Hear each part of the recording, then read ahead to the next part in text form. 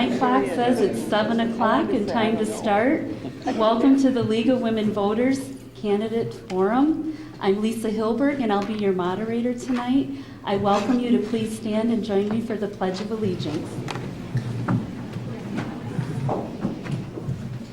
I pledge allegiance to the flag of the United States of America and to the republic for which it stands, one nation, under God, indivisible, with liberty and justice for all. Just a few notes on our procedures for the night. We ask that you don't tape tonight's session unless you've obtained prior approval. The taping will be on YouTube. Marketplace Productions is taping this for us. And if you were here for last week's forum and want to see it, it's available if you do a search under League of Women Voters of Alpena, Michigan. You can see last week's forum. Tonight's forum should be available by the end of this week.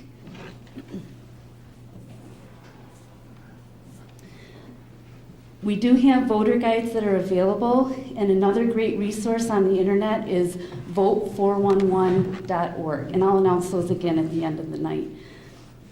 All questions tonight are screened to prevent personal attacks and to prevent repetition. We do not endorse or oppose any candidate. If you'd like to submit questions, please fill out a note card and raise your hand, and our lead women will be collecting these note cards from you and they'll bring them over to our screeners. So the format for each question tonight, candidates will be given 90 seconds to make an opening statement, 90 seconds to answer questions, and then there will be a yellow card for you to see when you have 15 seconds remaining for your answer, and then a red stop card when it's time to stop. Then you'll also be given 1 minute at the end for a closing statement. So let me introduce our candidates for the 1st Congressional District. We have from the Green Party, Ellis Boal. From the Libertarian Party, Diane Bastow. And from the Democratic Party, Lon Johnson. Mr. Bergman from the Republican Party is not coming to the forum tonight. So, let's get started. So we will start with Ellis Boal. And your first question is this. What do you think of Pell Grants for students who are attending college in the summer? How about introduction? Oh, I'm sorry. Yep, thank you. Jumping the gun here. Okay, all right. So, Ellis, if you would please make your 90-second opening statement. Is this on? Thanks, Lisa, very much, and thanks, Alpena people, for showing up here. I'm so sorry Jack Bergman will not make it, because I think it adds spice to the discussion if all points of view are represented. I grew up on the near north side, or on the north side of Chicago, so I'm a Cubs fan. Tonight is a very important night for them, but the Cubs always kick you in the teeth, so I'll try and do better than them tonight. Ellis Boal is my name, running for Congress with the Green Party. The Green Party stands for peace. It stands for the environment. Global warming is the most important issue facing the United States and the world today. In other forums I've had with my colleagues also running, global warming has not been brought up by any of them to any significant degree, and I think it should be primary. I hope we get several questions on the subject. I have a website, ellisboal.org. That's ELLISBOAL.org. It's very, very thorough. I wrote everything myself. I did all the research. I did not hire an intern to write my positions. You'll find a great deal of detail, and if I don't completely answer a question tonight, please take a look at my website. I have positions on Syria, on immigration, Social Security, global warming, as I mentioned, and other topics. So please take a look. I need to ask in the back, can you hear? A little bit louder. Okay, so you almost... So I should do it over again? You almost have to put the microphone right in your mouth. I'm sorry. Okay, thank you. And Diane? Okay, I'm still trying to make friends with a mic because I was a school teacher. I just spelled it out. So let me know if you can't hear, okay? My name is Diane Bastow. I live in Gwinn, Michigan, which is up south of Marquette. It is my only address on the face of the planet, so let's just get that out of the way. I am a libertarian, which means I am fiscally conservative and socially accepting. It means I feel that my rights end where his start and his end where mine start. I like for us to be able to mind our own business. In office, I would take the smartest people of any party, color, persuasion to Washington with me. I don't care about party at all. I would work with anyone who is honorable, only honorable people, and I know they're there. And I believe I would find them and they would seek me too, and we could start to bust up the gridlock a little bit. I will always vote my wisdom, not somebody else's politics. And if they say, Diane, but you'll never get reelected that way, I'll say, well then, I better do a really good job in 2 years. The top of my party is Gary Johnson and his running mate Bill Weld. They have promised that in office they would present a balanced budget within the first 100 days. Did you hear that last week? Thank you. Okay, and Mr. Johnson. Well, thank you. Thank you to the League of Women Voters for organizing tonight. Thank you for being here, and thank you to the viewers for joining us. My name is Lon Johnson. I'm running to be your next member of Congress. Because like you, I was raised with the values of working hard, playing by the rules, never giving up. And those were the values I learned from a family with 5 generations of Northern Michigan history. Those are the values that saw me through a life of work. I was one of the first in my family to graduate from college. I was in Iraq in 2005 as a civilian. I came home in 6, married my wife in Northport, and worked to invest in and grow U.S. manufacturing companies. I want to take those values to Congress to do 2 major things. One, we have to protect what you've worked a lifetime for, your Social Security, your VA benefits, your Medicare. There are some that want to put a corporation or a middleman in there to make a profit off what you've already earned. I think that's wrong. Second, and this is most important, we need to create a Northern Michigan where our families can stay here and succeed. We're losing too many of our children and our grandchildren to downstate or out of state for education or job opportunities. I believe we can do both of those things by investing in and protecting our best assets, our people, our land, and our Great Lakes. I also want to say it's disappointing that this is now the 7th debate that we've had that Jack Bergman has not shown up. I believe how it's indicative, how you campaign is indicative of how you'll govern. And you deserve answers more than just 30-second television commercials. And that's what we hope to give you here, all 3 of us, to give you here tonight. Thank you. Thank you, Lon.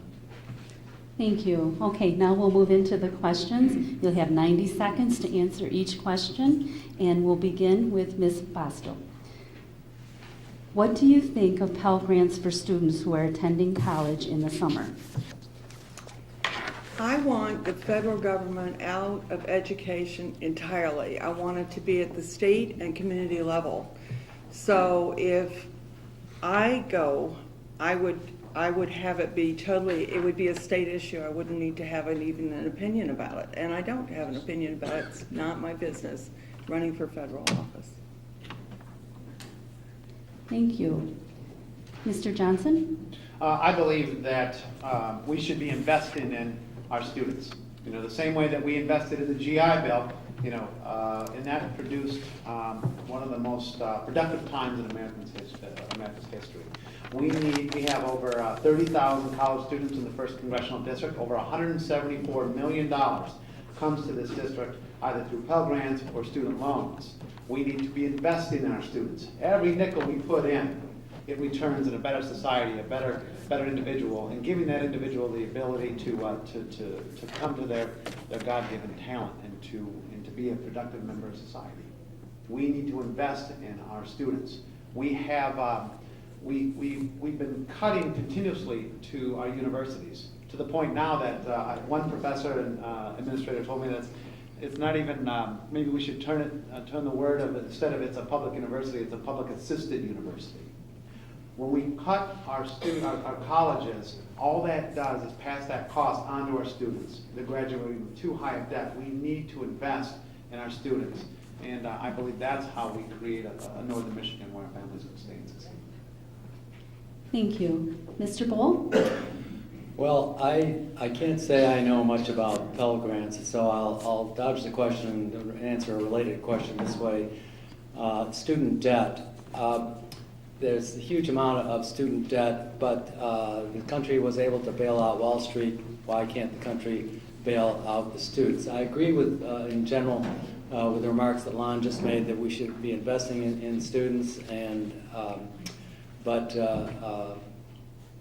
I guess I'll stop there. Okay. Our next question will begin with Mr. Johnson. What's the business plan for reviving railroad service to northern Michigan? Well, you know, we, for decades, we used rail to export value away from us, lumber. Now we need those same lines to import value to us, tourists. We need to get them up here, spending money. You know, the hard part's done. We own the right-of-ways all across northern Michigan. You know, and I'm not talking about, you know, massive expenditure of dollars, $1 billion bullet trains here. I'm talking about Thursday through Sunday, passenger service. And we need to go slow, and we need to explore and run feasibility studies. The kind that's being done right now in Traverse City to Ann Arbor, the Department of Transportation, the state of Michigan is funding. We need to make sure that, that we would have riders, that we're not going to lose money on this, and what will be the impact upon our economy, to make sure it's a good bet. If it's not going to make us, if it's not going to return on our dollar, well, then we shouldn't do it. However, I believe that the first step here is to conduct feasibility studies all throughout the north. We need to start laying permanent infrastructure around one of our biggest drivers, economic drivers, tourism. I love these pure Michigan assets, they're great, but if those were to go down, what would we'd be left with? We need to create permanent infrastructure around some of our best assets here, our natural beauty and our tourism economy. Our forefathers did it in the 1800s, we can do it today. Thank you. Thank you. Mr. Boal? Well, I'm a bit conflicted on this point. I agree with Lon about the desirability of improved rail service. The problem is a lot of the rights-of-way have been lost. I'm a runner. I used to run 40 miles a week. I've run several marathons, and rail trails is something that I've been a great advocate of for many, many years. And if something is now a rail trail, it's not likely to become a railroad track again. But the idea of mass transit is very good. And fewer cars on the roads, more people on trains and collective vehicles, particularly if they're not fossil fuel, not fueled by fossils, I guess. There'll be a question, I'm sure, on global warming and fossil fuels, and so I'll get to that in more detail. But in general, I support the idea of mass transit. Thank you. Ms. Bastow? I've been an educator in my life, but I've been a business person more. I can't imagine the business plan that would support this at this point. I've never had a constituent ask me if I would go after getting a train. I can't imagine Michigan people leaving their cars for 5 minutes to get on a train. I mean, we like our cars a lot. And economists have kind of a pet term for something that ordinary people won't use. They call it charity for the rich. I just don't see carpenters and plumbers riding this train, but yet their taxes will go for it. And in seeking federal money, people in California's taxes will go to it. So I'm not a fan. Thank you. How are we doing in the back? Can we hear? Okay, thank you. For our next question, we'll start with Mr. Boal. Do you support taxing pensions? No. Okay, thank you. Ms. Bastow? Pretty much the same answer. I'll expand on that a little bit. I don't support an income tax at all. That sounds wacky, hair on fire, but it really isn't if you think that we pay sales tax every day. We pay sales tax, and it gets passed along, and there are no loopholes. You just pay your sales tax, and that's what I would propose at the for federal taxes. It would be a consumption tax. You buy a $100,000 car, you pay tax on a $100,000 car.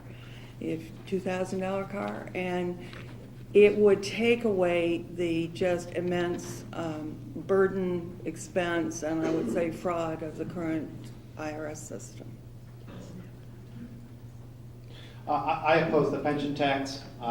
We have a 72,000-page tax code filled with loopholes put in there by the wealthy and the well-connected that's exporting our tax dollars off to New York or the Cayman Islands or anywhere else but back to northern Michigan.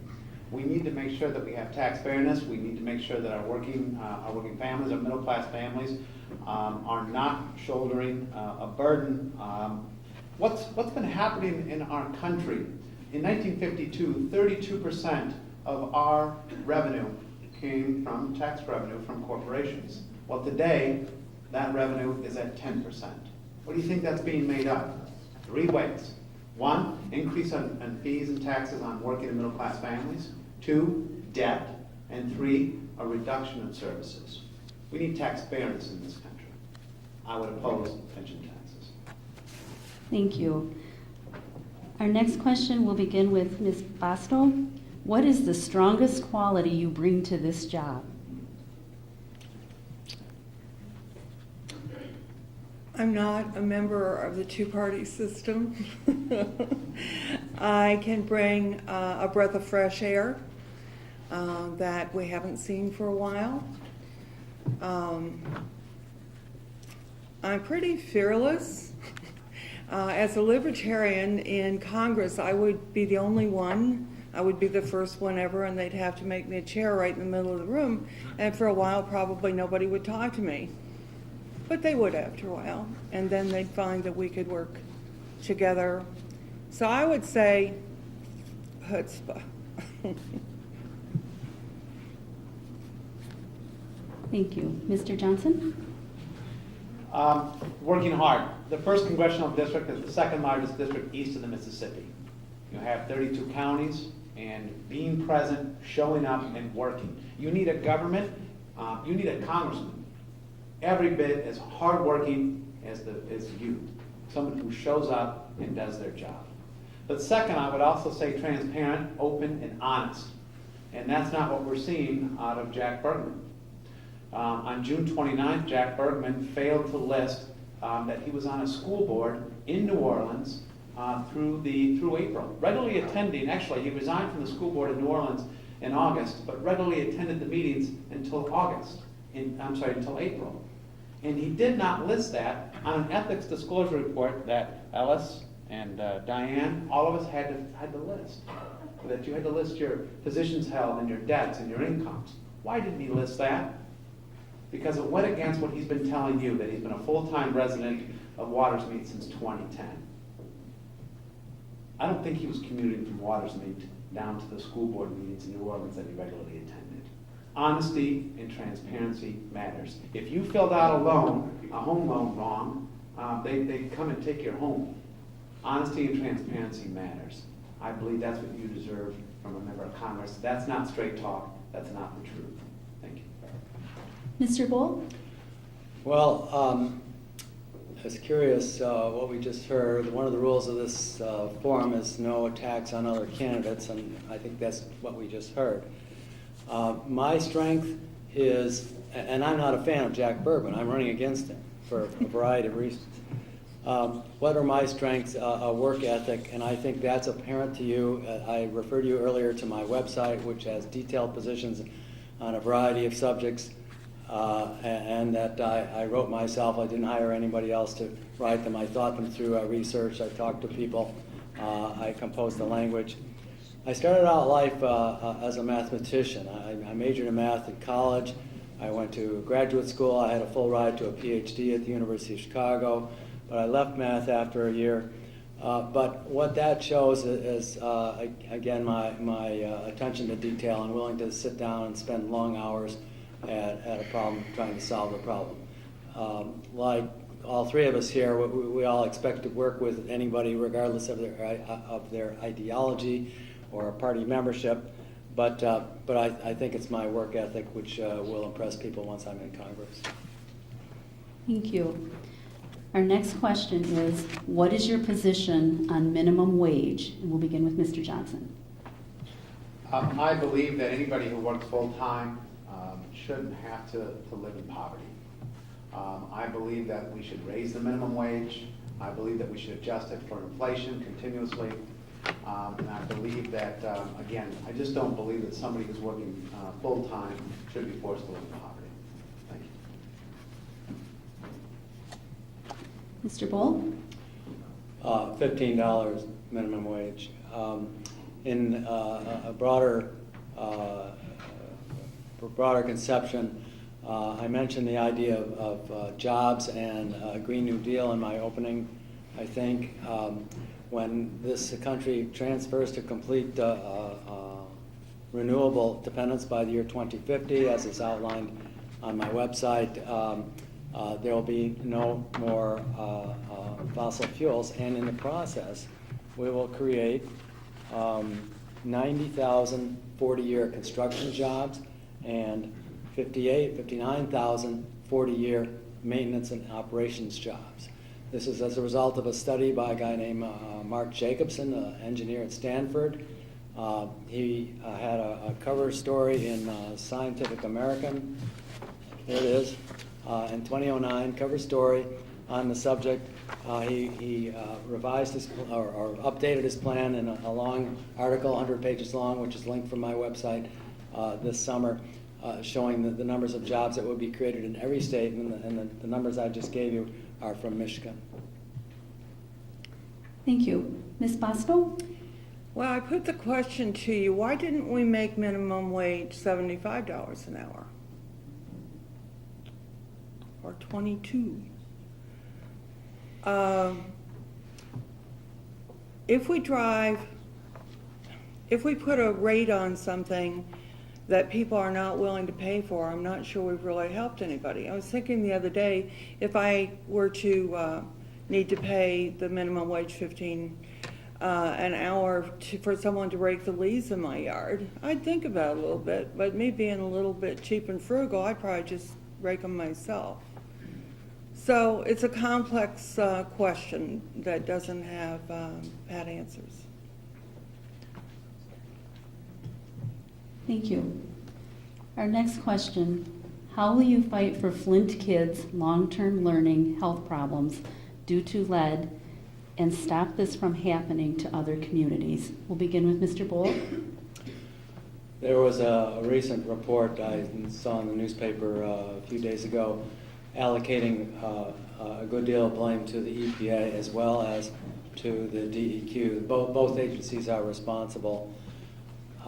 As to the methods for cleaning up the situation and talking to and reviewing and checking health data for the children who have been affected, I'm not a medical person. I can't answer that question, but it certainly deserves a lot of input, thoughtful input by educated people who studied lead, and it's not just lead. There's Legionnaire's disease, which is possibly implicated, and there should be investigations of possible lead contamination in other communities.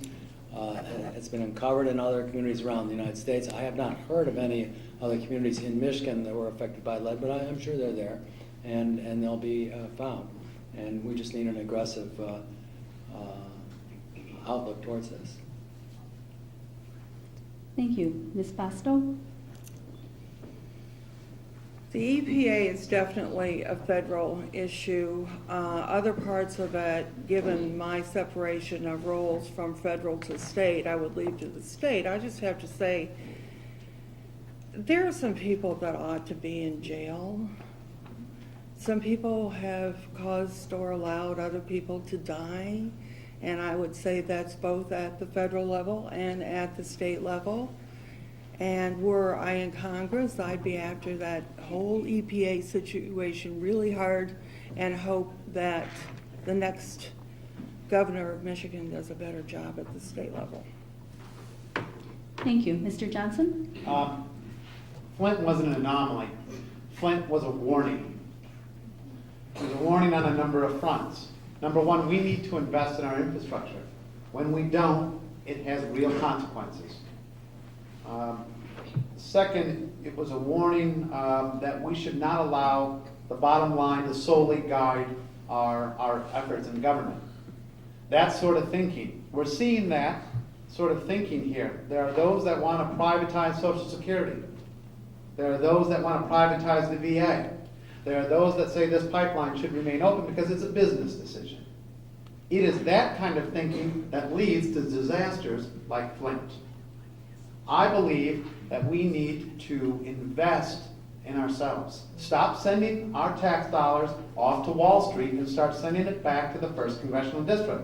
Last time I checked, Wall Street was doing just fine. We need to take our tax dollars and make long-term investments in our infrastructure, bring high-speed internet all across this district, bring back passenger rail service, get our water infrastructure systems going, get a new pipeline, build a new SUBOC, and invest in our students. These are the lessons that we should draw from Flint. Invest in ourselves and do not let privatization guide our efforts. Our next question is, are you in favor of overturning Roe versus Wade, and why? We'll begin with Ms. Bastow. No, I am pro-choice. There you have it. I believe in the right of an individual. I believe in this case in the right of this woman, the woman to make her choices in life. So, no. Thank you. Mr. Johnson? No, I don't believe that Roe v. Wade should be overturned. I believe that I trust women to make that decision that decision is between a woman and a physician. I trust women to make that decision. Thank you. Mr. Boal? I agree. I was a young lawyer when Roe versus Wade was decided, and I remember all of my associates in the office were just thrilled with that decision. I remain thrilled today. On other related social issues, I'm in favor of same-sex marriage. I am in favor of legalization of marijuana. I oppose the death penalty. It may seem like a contradiction to be opposed to the death penalty and yet in favor of a choice in abortion, but I think the two are well blendable. Thank you. For our next question, we'll begin with Mr. Johnson. How will you change campaign finance laws? We need to overturn Citizens United. Citizens United was a decision that said corporations have the rights of freedom of speech the same way as an individual does, and so therefore, since a corporation has the rights of free speech, they have the right to put unlimited dollars into the political process. I just don't believe that's right. I believe, that this, we have billions of dollars being poured into the political process. You're seeing it every night when you go home, on your television set, on your radio, in your mail. Millions of dollars are being poured into this races, and you have no idea who's funding it. And frankly, they're not even telling the truth. We are driving Citizens United decision is driving us towards an oligarchy. We need to overturn it. But we also need to, I think, broaden our absentee voting laws to include to increase voter turnout. Both allow people to vote at the clerk's office, allow people to vote by absentee with no excuse. The more participation we have, the better off we are as a society. Thank you. Thank you. Mr. Boal? Well, of course, I agree that Citizens United should be overturned. It puts corporations in the driver's seat. Corporations are not living, thinking, feeling human beings. They're they're aggregations of property. A labor union is an aggregation of people, and a corporation is an aggregation of property, and property should not be allowed to vote. On absentee voting, which Lon brought up, I like the fact that you physically go to your precinct and your or your voting place and physically cast a vote, because it brings you in contact with other people in the community. It's like attending church, it's like attending a union meeting, it's like attending a community meeting. It draws people together, and there's so much atomization in our society. The internet is partly responsible for this. People sit at home and they're at their keyboards instead of being out in contact with people. And there's something to be said for people coming to the precinct and casting a physical ballot, because it just brings you the way we are here in this room. Look at all these people, 80 or 100 people here. That's great. That there should be more input, more interest, and so I oppose efforts that would tend to atomize and draw us apart. Thank you. Ms. Bastow? First of all, I want people to be able to give what they want to, but here's the hitch. I want it to be absolutely transparent. It should be like race car drivers, you know, with the jumpsuits and the patches all over it. I don't know where you break it off, but the funders, I ought to have to wear them on my back and on my clothes, or wherever we could make it the most transparent. Yeah, this guy gave me $1 million, big sign on. One of the things that's interesting is that the rules that we have to limit contributions actually, I can tell you personally, favor incumbents. And that's not what it's meant to do. The small $15 kind of contributions, that works if you already have name recognition. But if you don't, you probably need to go find some $30,000 donors to get you started. But as long as it says $30,000 from Fred, I would like that to be a freedom. Thank you. For our next question, we'll begin with Mr. Boal. Do you support drilling for oil in the Great Lakes? Well, Come on, Ellis, go for it. First of all, if you Yes. do, you go to prison, because it's illegal both under Michigan and federal law. So I think the real question is, should those laws be changed? I'm an opponent of fracking, and I've been very active, horizontal fracking, I should make clear. I've been very active in the initiative. Probably many people in this room have signed petitions. If not, I'll take your signatures. We're leaving. And I also have 3 lawsuits against fracking pending in the Michigan Court of Appeals. Oil and gas, and this is, I've agreed with Lon on a couple of points here, but I think this is one where we disagree. He's not for banning oil and gas even eventually, whereas I am. I said earlier that it can be done by the year 2050. But so we have to stop oil and gas. There's health and safety problems. There's a study from Johns Hopkins of women who live within a certain radius of frack wells in Pennsylvania tend to have low birth weight babies. Fracking causes methane to escape.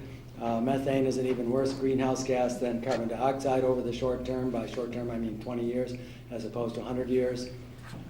So they're secret chemicals, some of them are toxic. So no, I'm against oil and gas in the Great Lakes or anywhere else in Michigan. Ms. Bastow? Absolutely no drilling in the Great Lakes. I mean, did we learn nothing from the Gulf disaster? It's really hard to deal with a problem in water. So, to that question, absolutely not. Mr. Johnson? Absolutely not. The first congressional district has the most fresh water of any district in America. We have, whoever holds this seat has an enormous obligation and responsibility to lead the world and lead America on how to use and protect fresh water. I believe we need to shut down Line 5. I believe we need to protect our Great Lakes against invasive species. And I believe we should oppose hydraulic horizontal fracking. But we have a larger opportunity here. 21% of the world's fresh water is right here in our backyard. That is a competitive advantage over every other state and over every other country. We need to show the world how to use and protect fresh water. We need to create a freshwater institute. We know 2 facts. One, fresh water will be the most valuable natural resource in the history of mankind in every one of our lifetimes here. And when I look at that young man right there, in the next 50 years, over $1 trillion will be spent in his lifetime trying to figure out how to use and protect fresh water. We can provide that answer, and when we do, we'll create an entirely new economy and protect our Great Lakes. The same way that Stanford University created Silicon Valley, or Nashville has country music, or LA has Hollywood, or Houston has oil and gas, or New York has a stock market. We have an opportunity to show the world how to use and protect fresh water. We should be asking ourselves, of that $1 trillion, what is coming back to northern Michigan and how do we get it? It should be equal to our holdings, the largest in the world. Thank you. Thank you. For our next question, we'll begin with Ms. Bastow. What steps will you take to stop 6 million cats and dogs from being euthanized in U.S. shelters a year, some in gas chambers?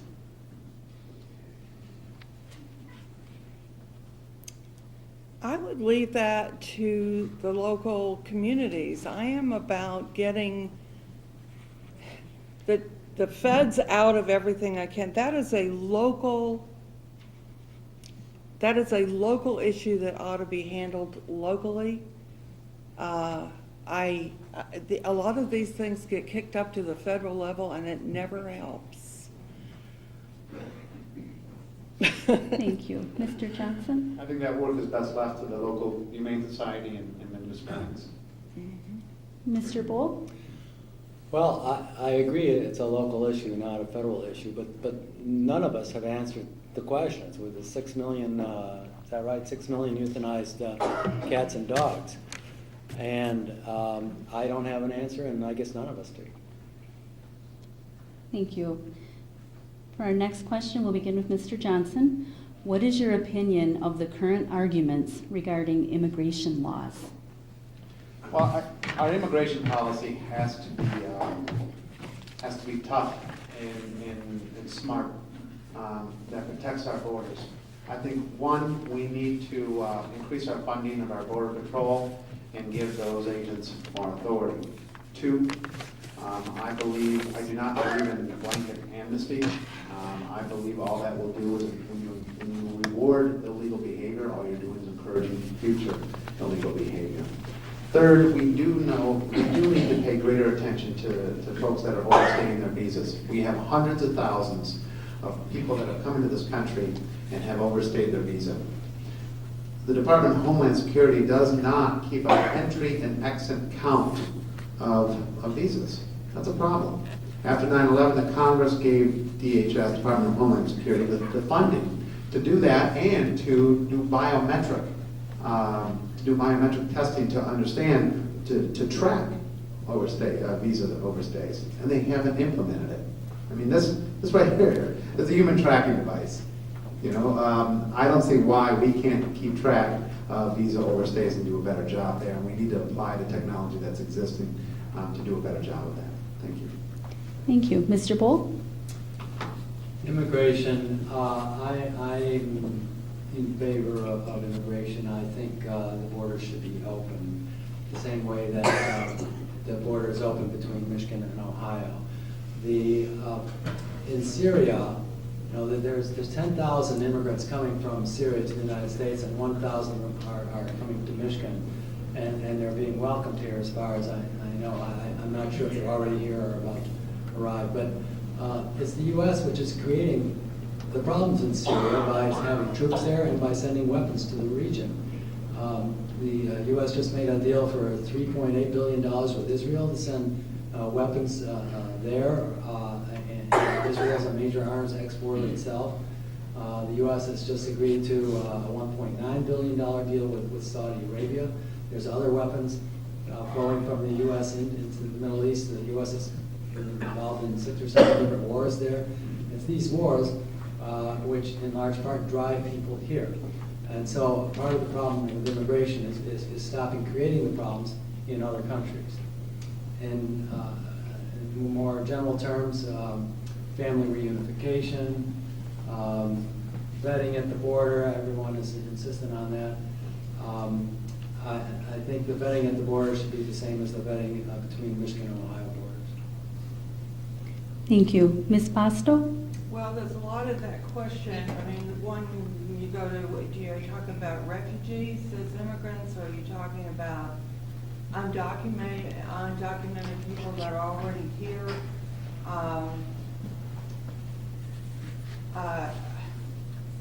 On that one, I would like to get the undocumented people already here documented as quickly as possible and get them to become tax-paying citizens and be able to pay attention to raising their families and so forth. And as far as other people coming in the country, first of all, I think that it has been greatly exaggerated how many people are coming in right now. I mean, we have at least one candidate that makes it sound like we've just got an anthill of people coming over the border. It's not true. So, we need to be sure that we vet people, but anybody that wants to immigrate to this country is vetted, and that's fine. And we should. My parents are immigrants, and so are yours. And I think we should keep handling it the way that we have, as carefully as we can. It's never going to be a perfect system. Thank you. We're going to do one more question, and then we'll do closing statements. So for our final question, we'll begin with Mr. Boal. Are you for community colleges having 4-year programs?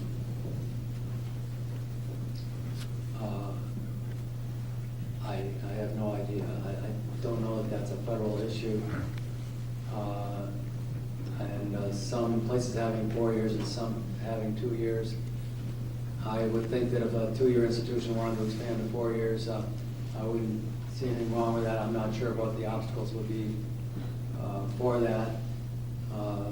So I guess my gut says if a 2-year institution wants to become 4 years, that's fine, let them do it. Thank you. Ms. Bastow? I said it before, I don't want the feds in education to start out with, so I have an opinion on everything, but you don't need to hear it. Thank you. Mr. Johnson? The reality is we have over 30,000 students in the 1st Congressional District. We need to invest in our students. We need to make sure that college is affordable. We need to make sure that we maintain the Pell Grant and student loan programs, but also that we allow college students to refinance their debt or to pay in a percentage. You know, you can refinance your home loan, you can refinance your credit cards, you can refinance your car loan. Why we should allow our college students to refinance their debt. Again, this is a big difference between my opponents and me. I believe that we need to invest in our students. Every time you make an investment in people, it pays off. Not send our tax dollars off to Wall Street, off to some corporation, and it'll never, ever, ever come back here. We need to invest in our people. And every time we do, it will pay off. The same way it did with the GI Bill. The same way it does when we invest in our elementary and junior high and high schools. Let's invest in our people, and it will pay off. I do not like some candidates in this field. I do not believe the Department of Education should be eliminated or privatized. I believe that we should take our tax dollars and invest it in our students. Thank you. That includes, yes, a 4-year university. Thank you. Okay, now we'll take our closing statements, and we will begin with Ms. Bastow. The two-party system gave us the 2 candidates that we've heard so much from in the last few months.